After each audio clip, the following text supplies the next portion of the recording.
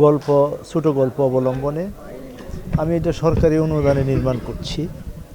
এবং এই ছবিটির বিশেষত্ব হলো যে ১৫০ বছর আগের জিনিসগুলোকে তুলে আনা।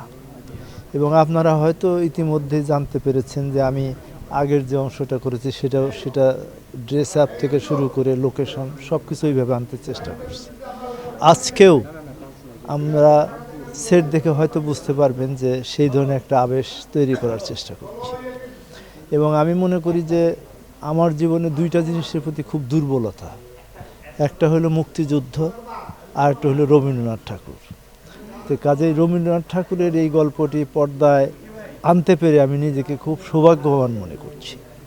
এবং আজকে আমার এখানে অভিনয় করছে প্রভা, শিপন মিত্র, বর্দা মিঠু, এবং আজকে নতুন একটা চমক, একটা বিশেষ চরিত্রে অভিনয় করছে পলি। প্রায় 11 বছর পরে সে আবার পর্দায় ফিরে এসেছে।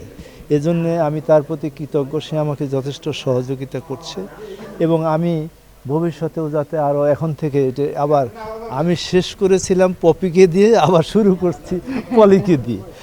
তে কাজে কিছুদিন আগে আপনারা জানেন যে আমার একটা সিনেমা মুক্তি পেয়েছে, ডাইরেক্ট অ্যাটাক। এটার মধ্যে পপি তার জীবনের শেষ ছবি।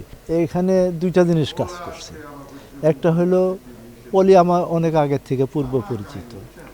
2 নাম্বার হলো আমার ছেলের বউ আছে নায়িকা আন্না, তার সাথে আবার তাদের রিলেশন খুব বেশি। তা আন্না আমাকে একদিন বললো যে বাবা আপনি পলি আপাকে নেন। আমাকে পলি করবে নাকি রে? আপনি টেলিফোন করেই দেখেন না। তাই আমি ফোন করার সঙ্গে সঙ্গে ও এটাকে সিরিয়াসলি অ্যাকসেপ্ট করলো এবং আমাকে যথেষ্ট সহযোগিতা, যে ড্রেস আপ থেকে শুরু সব নিজেই সমস্ত কিছু করেছে। এটার জন্য আমি অপ্রতি কৃতজ্ঞ।